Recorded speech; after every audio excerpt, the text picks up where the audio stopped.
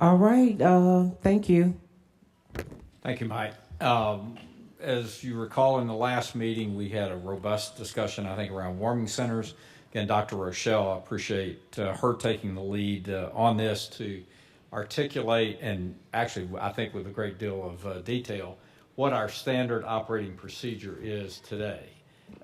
If you choose to make it a policy, that's certainly in your purview to do. And then, as I said at the outset, then we've got this service delivery strategy that's in the offing. So it's offered up today for, I think, discussion. And again, Dr. Rochelle's done a terrific job of putting all this together. So Dr. Rochelle, I'll turn it over to you. Thank you, Dick. Good afternoon.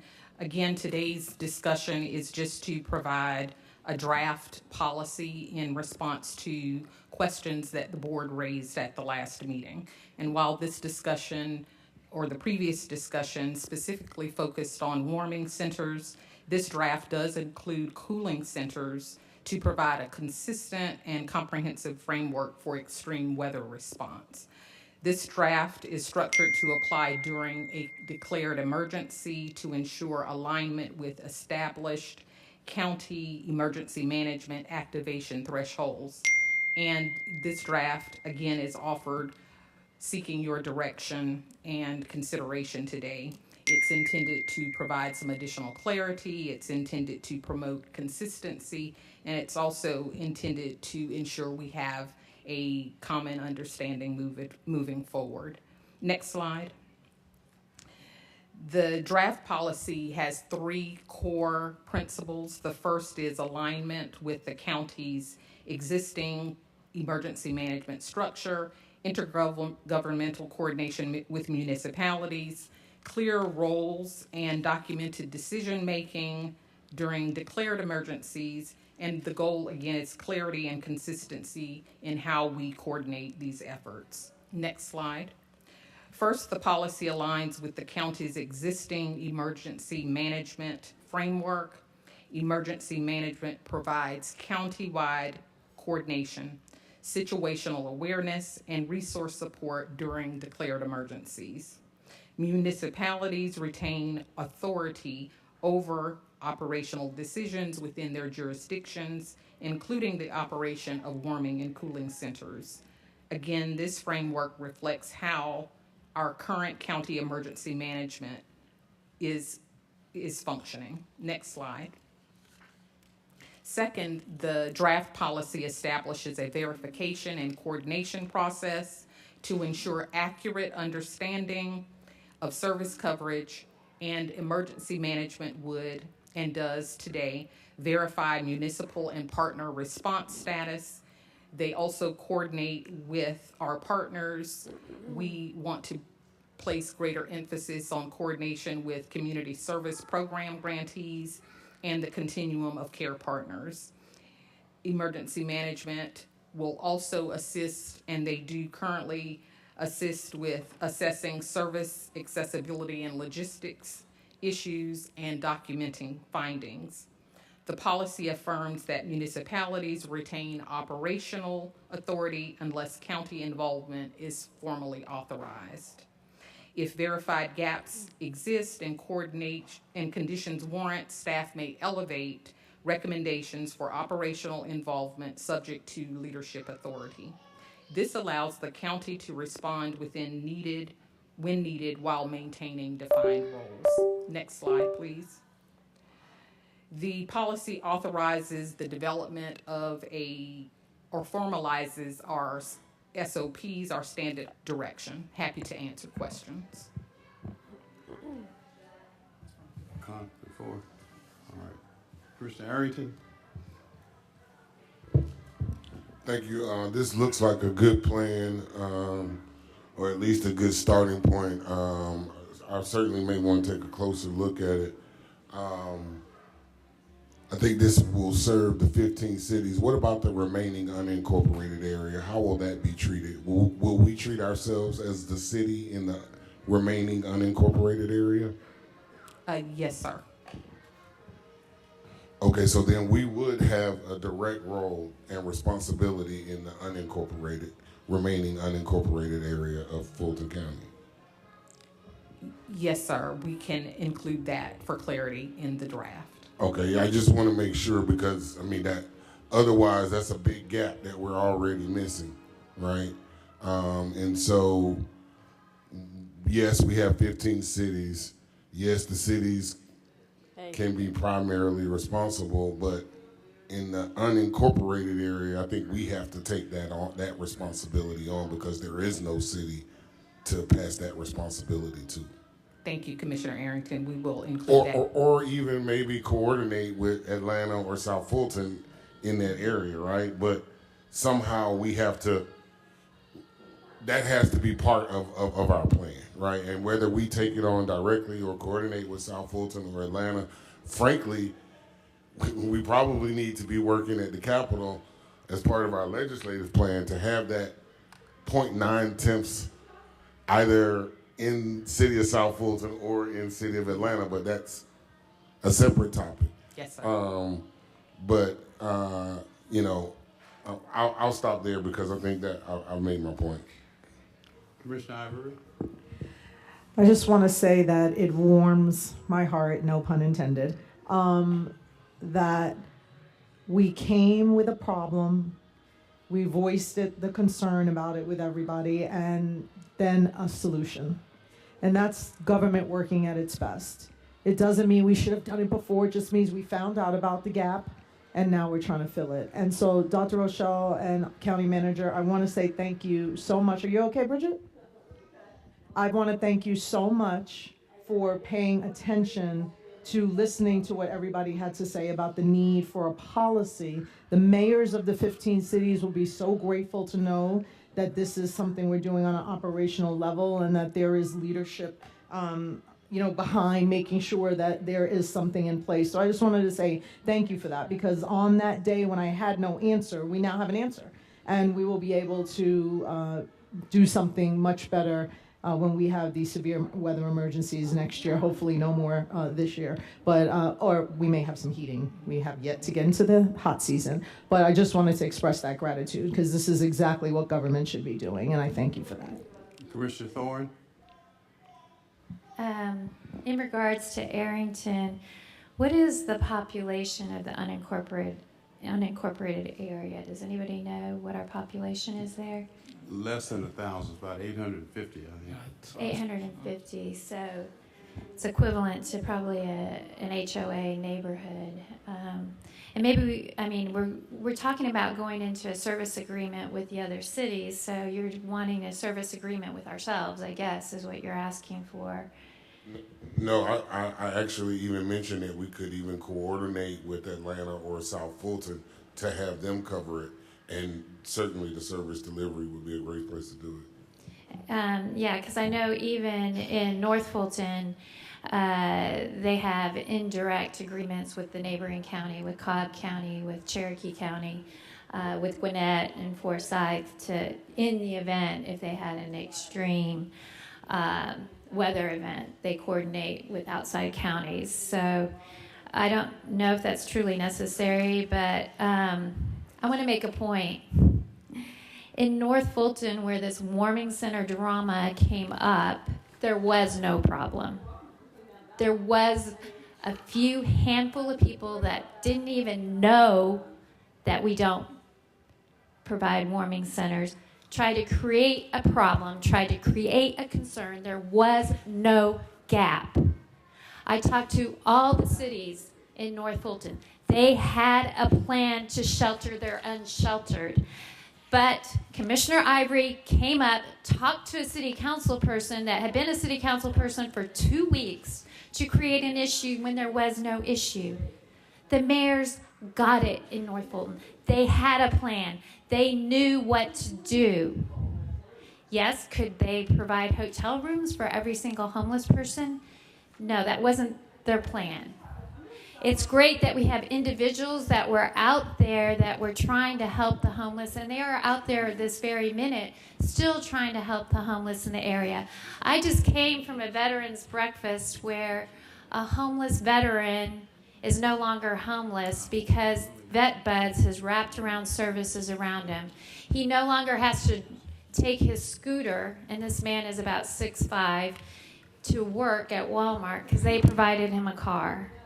In North Fulton, we have a community-based model, and I'm thankful that we're continuing with our existing policy that the cities decide how they will take care of their unsheltered, whether it is a warming center, whether it is using their nonprofits in their churches. I was just last week visiting Sandy Springs at their new police public safety building. They have a beautiful facility there with a beautiful community room that they can turn in 24/7, whether it's for cold, whether it's for heat, whether it's somebody who just doesn't want to stay outside because it's raining. They will take them in their public service community room. They can provide beds, they have showers, they always have cots that are available, and they always have food in the police department. So no, there was no gap, period, in North Fulton. Our mayors, our cities in North Fulton have a plan, and to have a commissioner that comes from the city of Atlanta up to North Fulton and decides that there's a gap is not justified. I appreciate if that commissioner who didn't go out and count the homeless, who did not go out and bundle up to go count the homeless that night, to meet the homeless in our community, I wish they would not sit here and disparage North Fulton and saying that they didn't have a plan. Thank you, Dr. Rochelle. I appreciate you having a formal written policy that will be placed in our service agreement so that we can educate the new city council members and that belong in North Fulton County. I'd love to have it written out now so that I can go and show people if we do get this approved. Thank you. Vice Chair Abdul Rahman. Thank you, Chairman. Commissioner Thorne, tell us how you really feel. Don't hold back. What I would like to do is thank you all, county manager and staff, because there was a certain amount of redundancy in this, because you all were already doing this. And I thank you. Thank you, Commissioner Arrington, for the questions that you had, because as a sitting elected official, you should have the right to call on those that may have an answer. I didn't see anything wrong with that. What I saw wrong was a lie, don't care who tell it. A lie, don't care who tell it. All of that up there that you have put in that nice black and white form for everybody to see, does the listening public know that the diversion center was open to house individuals that were cold? We didn't need anything written on paper for that. We didn't need to get on the campaign stump and say, open the diversion center. This decision was made by those who we have entrusted to. And so I will say I am glad to see this in place. There was never, and I was sitting when that particular commissioner lied to the audience about, oh, there's no warming centers. There's not enough warming centers. Fulton County is not doing enough. A lie, don't care who tell it. You all are already doing this. Commissioner Arrington has every right, Chairman, to call the county manager with the concern and everybody on this board. But to sit up and disparage this whole board and to disparage our county staff that works long after we go home. You all take calls in the middle of the night. How do I know? Because I've been one of those people that has made them. And so even though I do appreciate this being in black and white, the 6 years that I have been here, you already have been doing this. Please continue to do the great work that you all have already been doing it. And I'm glad for clarity. Thank you. Commissioner Ivory. Thank you so much to the real commissioners of Fulton County. So I wanted to just correct that there were 31 homeless people taken off the street in North Fulton by community folks, because on the night that the account was happening, there was no warming center there to take them to that was in proximity. There was transportation, but they were closing at 6 o'clock. So if we're going to talk about lies being lies being lies, let's talk about the real truths and make sure that the real commissioners of Fulton County are being kept to the truth of what we are talking about. So that is the truth, and you can keep on going, Bridget, if you would like to, but I think that the citizens and Mr. Thompson, who was able to verify and ask the last time that he was here that there be some policy put in place, and I'm grateful that we are putting it in place, and I'm grateful that we will have a road to actually follow on how to do that the next time. And you can keep going back and forth with me if you want to, and call it whatever it is you want to. The public knows what is going on here, and the theatrics are laughable, actually embarrassing. You can just take a look at it for yourself. But there is going to be a day where this kind of reality show activity will no longer be taking place on this commission. So if you have something more to say about it, I'd be glad to talk to you after we go to a break about it, or we could just keep going back and forth like this. But this real commissioners of Fulton County behavior is embarrassing to constituents and embarrassing to be acting this way as elected officials. So go ahead, put your hand on the button, because I know you can't wait to get to it, and then you can say what you have to say. What's your You point? are the point of order.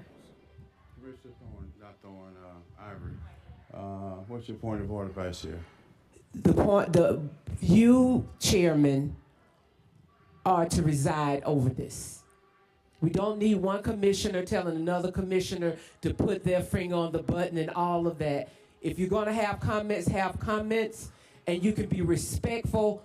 We can disagree without being disagreeable or disrespectful. Point of order, sir, I will be calling a decorum charge if it happens again.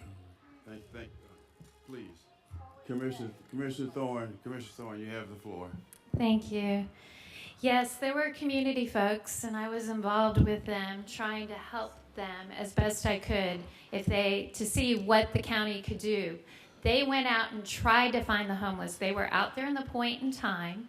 Many came up from Mansell and were dropped off. They came up from Atlanta.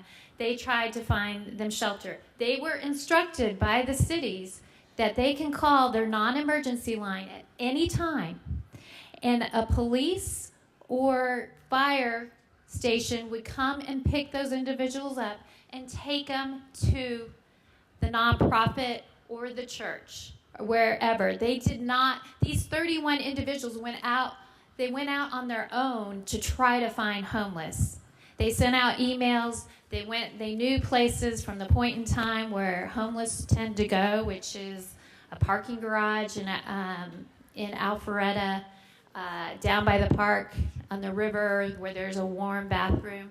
And they went and got those people. They put out flyers to try to find those people. And yes, they were helpful, but it wasn't a crisis. The cities had a plan on what to do with those people, whether it was giving them a hotel voucher. If they were a single woman, they weren't going to put them with a single man in the same room or building. Our fire, emergency, and police in all the cities had a plan to take the unsheltered. I want to stress, there was no gap. There was no gap. And I have talked to all the mayors. I have talked to fire police chief. I spent a good solid week researching what the cities were doing and what the plan they had. And if they were overwhelmed, some of them sent them to Cherokee County, to Woodstock First Baptist Church that had a greater capacity, but it wasn't needed. Mountain Park advertised that they were open. I called the mayor at 11 p.m. to see if they were open. They designed their shelter mainly for power outages, if people had power outages, that they had a place to go. But they said they'd be willing to take anybody in, even if it was somebody who didn't live in their community. So I resent the fact that another commissioner would say that my cities are not doing a good job with their unsheltered. Thank you.